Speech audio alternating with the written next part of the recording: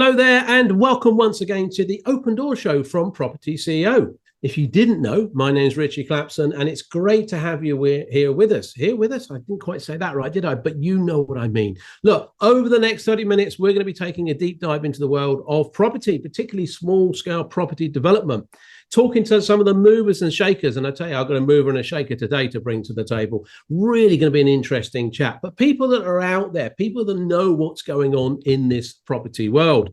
But importantly, and always importantly here, us at Property CEO, is have a bit of fun doing it because, well, life is too short not to, isn't it? So what's coming up on today's show? Well, I'm really privileged. He doesn't do a huge amount of these, and I've twisted his arm right up his back and told him he had to come and do this. And so I'm very delighted today to have Richard Bowser, who's the editor of Property Investor News. Richard, are you there? I certainly am, Ritchie. Good afternoon. Good afternoon to you, my friend. Are you well? I am absolutely fine. Yeah, in good shape, thankfully. Excellent. No, well, we've got to be thankful for that. If we wake up and we're smiling and we're alive and the sun's out, what else do you want in this world? Yeah, life's for living, as I keep saying. Yeah, absolutely. Well, look, Richard, I know it's always difficult to get you on these things. You're a busy, busy man. First of all, there'll be a lot of people, I'm sure, that perhaps don't know about Property Investor News. Maybe not even heard of yourself, Richard. Could you just give us a bit of background to who you are, what Property Investor News, how long has it been going, what's it about? Okay, so I've been investing in property for getting on for 35 years now. London property owner, property investor, and also properties up in the northeast of England.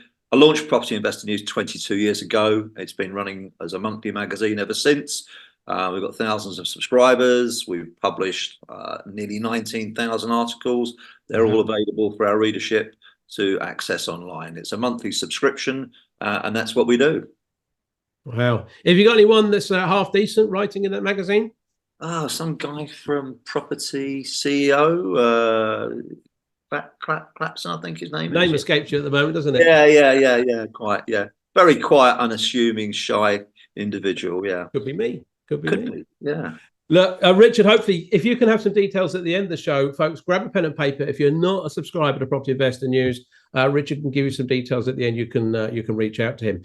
So, Richard, you've been around a while. You have, way beyond me, lots of far cleverer people than me writing in your magazine on a regular basis. And we're always talking about, I know the magazine doesn't do rah-rah, which is a great thing. Your magazine is about, let's tell the truth, let's debate what it is. If it's bad news, it's bad news. There's been a lot going on. People talk about cycles, property cycles and stuff. What's your thoughts on that? And if you agree with that, where are we in the cycle? Okay, so obviously there's troughs and there's peaks, and that's the cycle. And I would say now we're far closer to the trough than we are to the peak, and in the same way as we were in the period running up to 2008. So when we had the crash, the financial crash. So we've had now getting on for 2 years of unexpected interest rate shock and the impact on the marketplace. That I'm talking residential at the moment here. Yeah. Obviously, that's also impacted on commercial, but commercial has also been impacted by, in particular, some other factors, technology driven, the way that office working has been changing, the hybrid working practices, of which we're doing one now today, using the technology, and obviously retail in particular, people's shopping habits, and all of that's impacted on commercial property, as well as obviously the cost of borrowing on commercial property. But in particular for residential, there's things that we can go on to talk about, which really, in my opinion, and also the data shows that that this period of relative negativity and certainly in some part, not all parts of the country, a softer market than we had, say, in the spring of 2022, when there was an absolute booming process. The interest rate environment which changed because of the Truss and Kwarteng budget impacted on rates, and they've gone from not a lot to wherever they are now, 5.25%. So that's obviously led to a negative situation. But again, not some parts of the country are doing quite nicely in terms of house price demand and pricing. But I would think overall, absolutely, when we look at the supply demand situation, then I think the wheel will start to turn, which is why I'm saying that in terms of where the cycle's at, we're coming towards a period where we're going to see positive growth in demand and reflected in house price change and also returns, because at the end of the day, that's what we're doing it for. So when you say we're closer to the trough, you're talking about we're closer to that trough, in your opinion, and be coming back up the other side into that, yes, that period of positivity. Yeah, that's exactly what I'm saying. Yeah. So there's always this question, sometimes that phrase, don't catch a falling knife. In terms of people getting into property, from our audience, primarily people want to get into development, they're going to be putting residential property back in the market for sale. You think we're getting to that point when actually that's going to be positive? If I had to say to you, come on then, when do you see the market start picking up?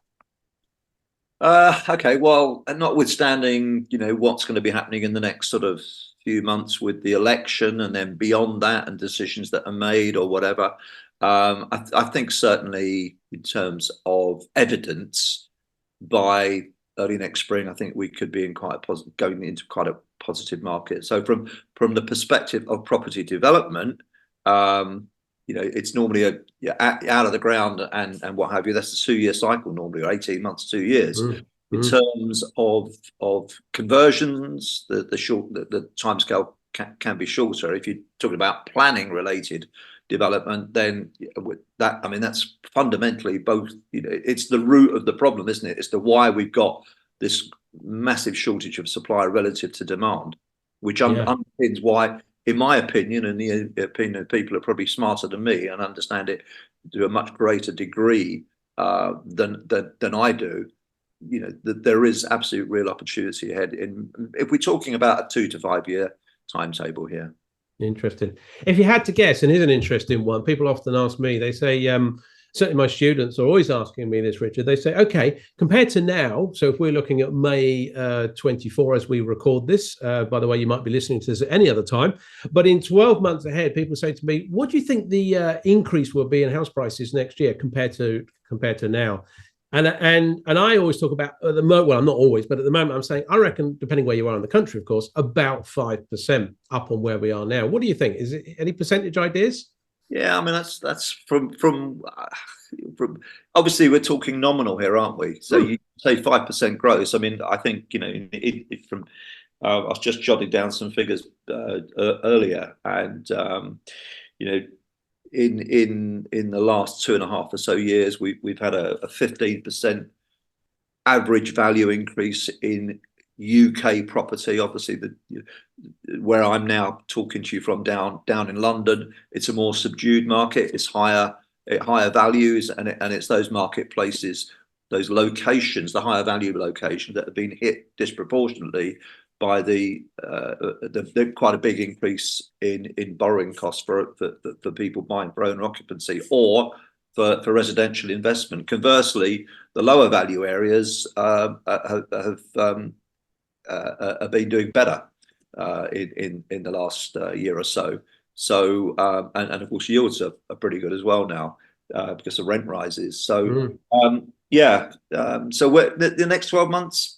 I mean, I don't 5-6% maybe, but that again, this will depend on decisions that are made, whichever government gets into power, and decisions that they may make, consequences. Obviously, we've got the consequences of the COVID debt hangover to deal with, the £500 billion that was splurged out and washed its way through the economy like confetti, and which is partly led to the inflationary period that we had in 21-22 in UK house prices and other asset classes as well, and not just in the UK, but there were many other Western economies which also splashed the cash.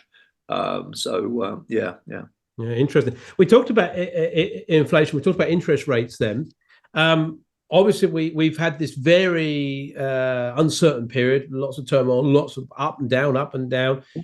Inflation, interest rates. What's your view on where that's going? And also, when we talk about property, there's so many things people can do in property. As you well know, property CEO purely focuses on developers. But when we're talking about people that maybe want to get into being a landlord, getting in some vanilla buy-to-let strategies in their business, or houses of multiple occupation, the HMOs or the service departments or development, how do you see, what do you think is going to happen in terms of inflation and interest rates? And how do you see that affecting those various property strategies that are out there?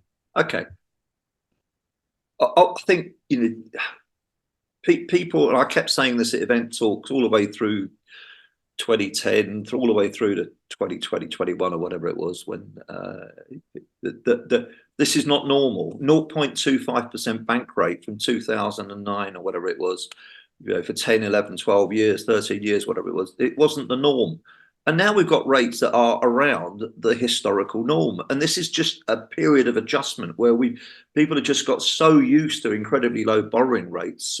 And then that was compounded to some extent by the splashing of the cash by Rishi Sunak and all the government support. But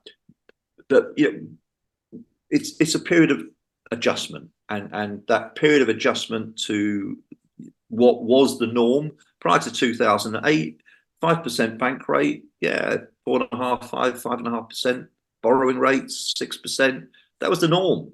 So it's just an adjustment process. So rents have risen, yields are rising, and in many locations, and they're quite attractive. Certainly Midlands and up in the northeast, northwest locations for many properties. So I think from the point of view of anyone coming into the sector now or looking to add value to their existing portfolio, whether it be residential or commercial, as always, it's just about the numbers and the margins and making sure you're not taking on stuff that is too risky. So there's enough of a margin for when things don't quite go according to plan. It's interesting. I think the recent interest rates, if I actually just wind back in terms of what you said there's a lot of people who sort of thought, these ridiculously low interest rates were the norm, which clearly they weren't. And people that's been around with grey hair or no hair like ourselves, you remember those times when actually you think, well, 5% is pretty cool, 16% when we bought our first property. But that's me and Mrs. C, by the way, and not myself and Richard. We never bought a property together, did we, Richard? Not once. Not to my knowledge. Not to my knowledge. Maybe in another alternative universe, perhaps. Possibly so. So it's hard to imagine, but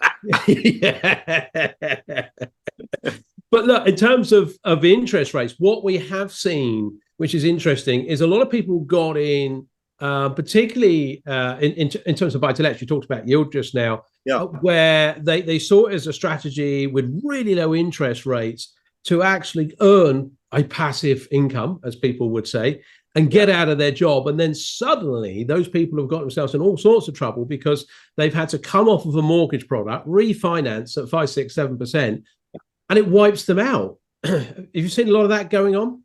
Yeah, I mean, I think I was talking about a very senior figure with a major lender the other day about this, and his conclusion pretty much the same as mine. The era of the dinner party buy-to-let landlord, that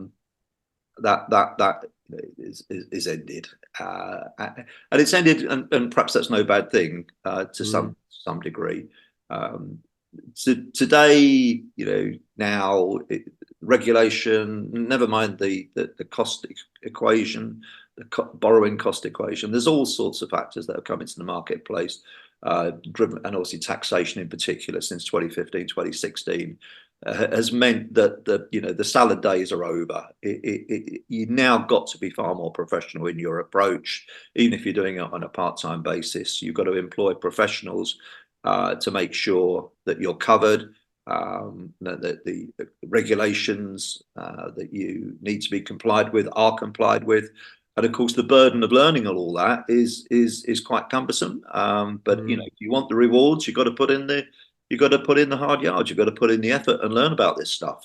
And it's the same with development and planning. And planning is obviously, I mean, when I do event talks, I say if I could turn a clock back 35 years, planning would be something that I'd really focus a lot more on, and understand the nuances, because that's where there can be real opportunity. I'm not saying that it's not easy, because it isn't. The great thing, of course, which I'm very well aware, it's something that you teach, Ritchie, it is about, what we've experienced in the last 11 years since 2013, which is the changes with permitted development rights. Yeah, very much. Yeah, but I mean that opened the door. I mean, we might talk about that. Maybe we'll talk about opportunities in a minute. I want to talk about the government or potential government change in a second, but we'll have a little chat around that one. But you're right. The planning system in this country, it has been a mess for a long time. Not really that easy to fix, and so permitted development rights sort of unlock that opportunity for developers. Let's talk about the government before we get on to maybe opportunities out there. Yeah. So we're in this period, as I say, we're recording this in May. Who knows what will be on the news this evening, what one of the political leaders will have done or not done that puts their points up or down. Yeah. But currently sat here with a Conservative government. You never know. We might get a change of government. We could get the Liberal Democrats in, maybe Labour, maybe Reform. What's your thoughts on our property world out there of a potential change of government? Do you think things are going to change significantly? Yeah, well, obviously the opinion polls are consistently showing that the red corner are going to be in power, and the fact that 80 plus Conservative MPs have decided to call it a day is a fairly strong indicator that they've seen which way the wind's going, and you never say never, and we have seen opinion polls get it completely wrong. It's hard to see that happening, so the chances are, unless some major event happens, and never say never, is that we are going to see a Labour government in a few months' time, and there will be consequences. The debt burden that the UK's got, I think, will obviously severely restrict the choices that I think it's probably going to be Rachel Reeves takes on, and as I've said at events. The episode with the Kwarteng and Trust budget 2 years ago should be a sharp lesson that however ambitious politicians want to be pursuing their agenda, if you try and buck the markets will bite back at you. And they did. The phenomenon which many people have blamed of the complete transition in terms of the interest rate environment from autumn of 22, that debt cost, the interest rates, it wasn't peculiar to the UK. It just happened to be at a particular time. But certainly, they got some very bad press, and quite rightly, for making those decisions. But just, things are better than they were. I mean, just to answer your previous question, which I didn't really complete on, about the inflationary outlook. Obviously, that is looking much better, and as a consequence to that, the choices that the government, whether it be Conservative or Labour, and of course it's the Bank of England who are in charge of interest rate policy, but it's the decisions obviously that the government makes which has an impact on that as well. I'm reasonably positive. I'm not overly negative about what is very likely to be a Labour government.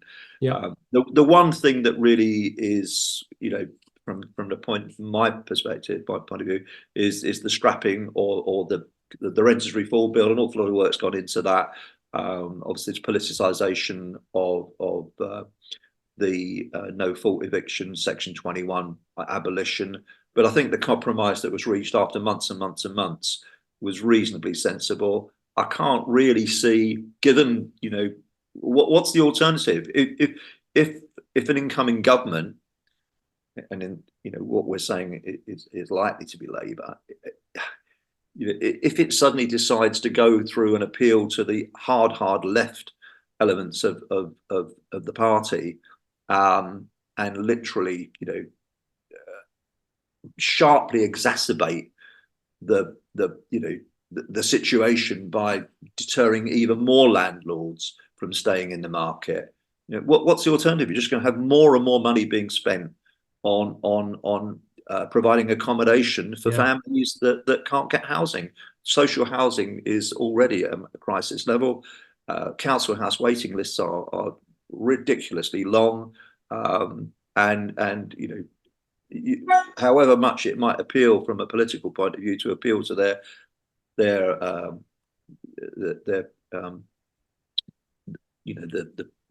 members of the party who are more trying to think of the terminology here, but pragmatism will take over. And I guess with the bottom line of all of this, you say we don't have enough rental properties. We don't have enough homes, do we? Full stop in this country. No, it's not just rental. We're not building enough homes, and we haven't done for decades.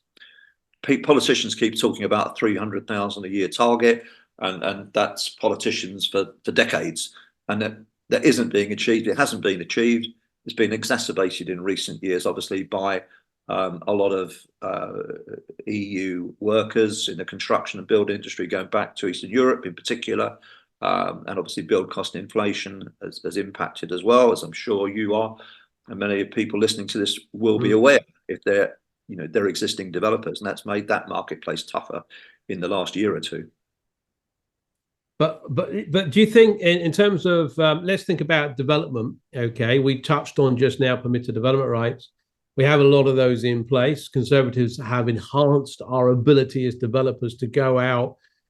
They've taken the barriers away with legislation rather than buy-to-lets and HMOs and service departments. They put them in or putting them in for developers. They're taking them away. What's your view there? Do you think Labour will carry on doing a similar thing, or do you think they'll reverse some of those sort of permitted development right abilities that we have as developers? Well, yeah, I mean, yeah, that's a good point. Obviously, there's PDR within cities, and certainly if you take London example, most councils are Labour controlled now, and that they've been against the conversion of offices, and there's been a lot of negative commentary about rabbit hutches being created from commercial conversions of offices historically. Obviously, things have tightened up. Changes were made to room sizes, which deter that from happening. And I think the bigger trend is likely to be the obvious one, and that is a trend towards social housing provision. And the development and creation of more social housing, which is clearly strongly needed, absolutely.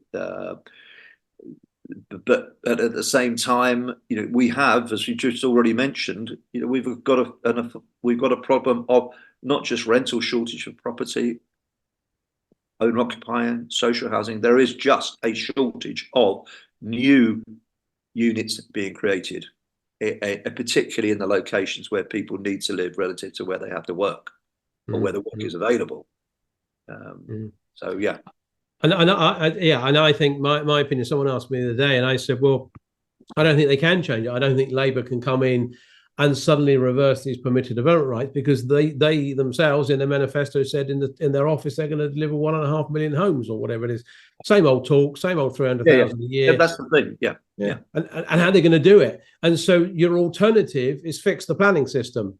Well, fixing the planning system is an even bigger problem than sorting out permitted development rights. So, and of course, permitted development rights from an expenditure point of view, government expenditure point of view, is a lot cheaper than fixing the planning system. So I don't think Labour, or indeed anyone who had an opportunity to get in, or even if the Conservatives remain in, no one's going to change it. It'll be tweaked around the edges because people tweak it for tweak's sake. Yes. But what else can they do? Yeah.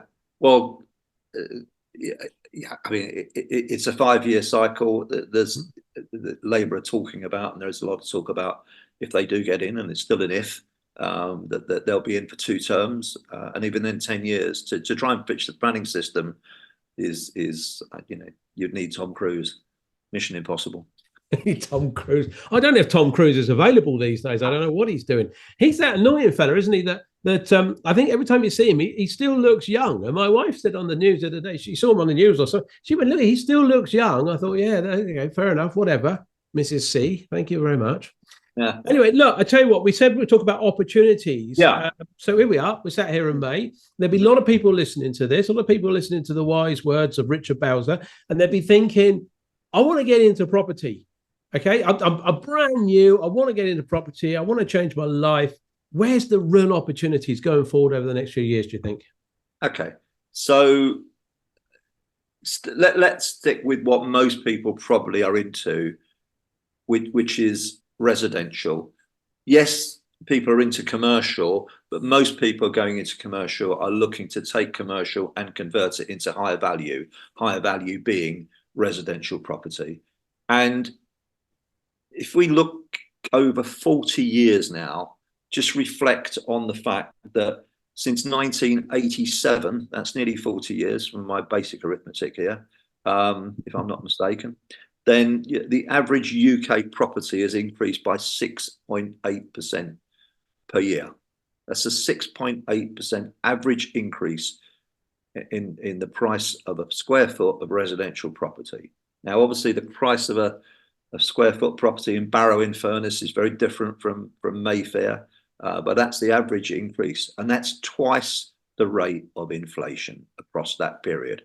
And that's the average across the UK. Yeah, that's the average across the UK. But then twice the rate of inflation, as you say. Twice the rate of inflation. Yeah. That's nominal data, of course. That's not okay, which means it doesn't take into account inflation. But yeah, twice the rate. So the opportunity is there, and the opportunity is to create stock by conversion or new build out of the ground for residential stock. Now, then, of course, it's about where and how, and that comes down to doing absolute due diligence and research on the where, on choosing locations where people want to live or need to live relative to where they're going to work. And then, of course, you've got to look at the impact of technology on the marketplace, on office working, on city centre living. There's all sorts of things that we report on in Property Investor News, which are reflective of longer term trends that people need to think about. You know, and as I've said to people quite recently, I don't want to overboard on this, but, you know, Aberdeen is not a place where you would have made much money in the last sort of 20 years by investing there. But conversely, because it's the worst performing location out 420 locations since, I think, 2007 in terms of average house price value. At the same time, somewhere like Hastings, which has been a top performer in terms of average house price value. So it's about choosing the right locations with a long-term view. So that's the second thing. The how, well, that depends on the strategy that you're going to adopt. And clearly, you know, where's the point of maximum pain? Where's the point of distress? And I think that comes down to commercial conversions. When you're saying pain or distress, are you talking about the process you've got to go through as an entrepreneur to develop this, or are you talking about the vendors selling? Yeah, I'm talking about the situation that vendors will be in and the need to exit because of they've got assets which have turned into liabilities, and therefore the opportunity, because of the pain that they're having to go through. Bank lending, the change of bank lending, you know, absolutely. The creation side, yeah. Obviously, you've also got people that have gone into doing overly ambitious developments on too thin margins, and got hit by the build cost inflation a few years ago, in particular. So the point of pain is being felt, I would say, mostly a lot of it is in that commercial sector, retail high streets, out of date office buildings, etc., which then could be converted if you know what you're doing. And we're talking about those vendors being highly motivated.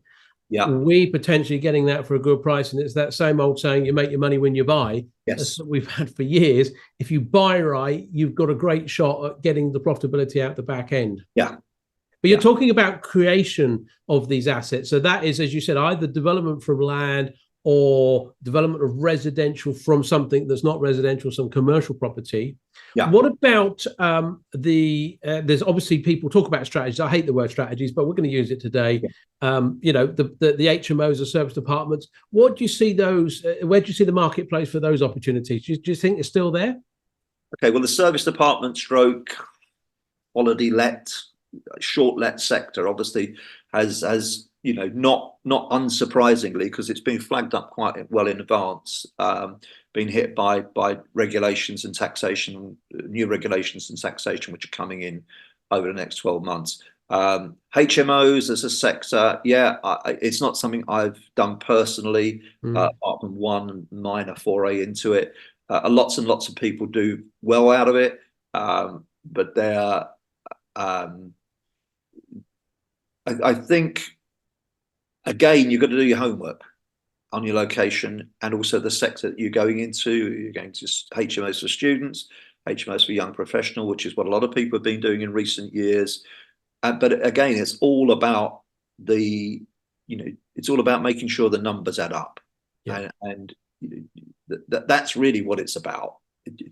Buying right, buying at the right price, creating the value by sensible spend. Not overspending is clearly what some people do, and they end up making not a lot, or they end up with a product that is operating on too thin margins. So HMO is great strategy, but well, you could probably, I would say the two that you just mentioned, HMOs and the apartments, service departments, etc., holiday let sector. HMOs probably, again, it's just about doing homework. It's about making sure you understand your local market really, really well. One final bit of advice then you could give to someone. There's bound to be someone listening to this Open Door show either today or at some time in the coming months, years, whatever. If someone's brand new and starting out in property, okay, you and I have been around a long time, and you've been in an interesting side of the business with property investing. You see all sorts. One bit of advice, one simple bit of advice, if someone's starting out, would you say to them they should go and do? So they know nothing about property. What should they do? Not which strategy should they start with, but what should they do to understand what they could be doing in property? What could they be doing? Researching, with a longer term view, researching the location. Very simply, not choosing an Aberdeen, because in Aberdeen, the reason why average house prices in Aberdeen have gone where they've gone is because fundamental decline in the oil and gas industry. Choosing a location where the prospects for that location, whether it be a town or a city, are more positive, and then just really understanding the supply side, and understanding where the demand niches are, understanding if it's a university location, how strong is the demand for that university's courses? Is it a Russell Group university? Is it overly dependent maybe on international students? So it's just understanding this. You are going into a business, whether you're just getting your first buy to let or you're onto your 20th, you're into a business. And you've got to take a very business-like approach to it these days. 25 years ago, when we launched Property Investor News, to some degree, it was just pin the tail in the donkey or whatever. That's no longer the case. Yeah, I love the fact there, and I think maybe that's where we'll end up today's session. It's take a business view on it. Supply, demand. When we look at businesses, you're always looking at supply and demand. Don't build an HMO where there's saturation. And think about as well the legislation that's either here or coming down the track towards you. So look at it, analyze it as a business, understand it. And my advice to anyone is always understand everything. Don't just think, okay, I want to become a buy-to-let landlord, but understand the what alternatives there are. If you want houses of multiple occupation, if you want service departments, if you want to be a developer, if you want to hold commercial property, explore them all before you do anything. That would be my advice. Yeah, and I would also and I've said this again consistently, look at yourself in the mirror. You might want to do HMOs, but do you like dealing with 6 or 7 people and having to deal with all of their social problems on a day-to-day basis or a weekly basis? You're a manager of a small community. And if you've got 6 HMOs with 6 people, that's 36 people that you are managing to some degree, unless you then delegate it out to someone else to manage those problems that those people have on a day-to-day basis. I like that. I like that analogy. Richard, look, it's been an absolute pleasure having you on here today. Thank you for giving up your time. I know you're a very busy man. If people want to start reading Property Investor News, how do they access it? Where do they get it? How do they subscribe? What's the route? Okay, so just Google Property Investor News. You'll find us very quickly. Or if you want to go to our website, the URL is property-investor-news.com. And then you can take it on from there. The cost is an amazingly incredible value of £9.95 per month. Under a tenner then? Absolutely. For less than £10 a month, you'll get the magazine delivered to your door every month, and you'll also get password access to the massive amount of content that we've got on our website, which includes webinars and videos and podcasts, and it's all there. The cost of it is more amount of time that you're prepared to put in, and that, I think, is really the important thing, because too many people come into this sector looking for quick wins, and you should be taking a long-term approach. Yeah, I like that. Richard, thank you for coming in. We'll put those details in the show notes as well. Richard, thank you very much. I look forward to seeing you soon, my friend. Thank you, Ritchie, and thanks for the opportunity to talk to you today. Thank you. So that was good, wasn't it? Hey, Richard coming in. I mean, he's a very, very busy man, so it's difficult to get him in here. I'm going to put his details in the show notes so you can connect up with that. And please definitely take a look at Property Investor News, not just because I write in there every month, but actually it's a really, really good read. Also, if you're interested to get into property development, grab your pen and paper. I'm going to give you a little link here. propertyceo.co.uk, propertyceo.co.uk/SFR. That's /SFR. Stands for six-figure roadmap. It's a roadmap to start earning 6 figures. It dip your toe in the water of development. And as I said earlier, explore all those opportunities out there in property, development being one of them. Hopefully you found that of interest. If you did, like and subscribe as always, and I look forward to seeing you on the next edition of Open Door. Thanks now. Bye-bye.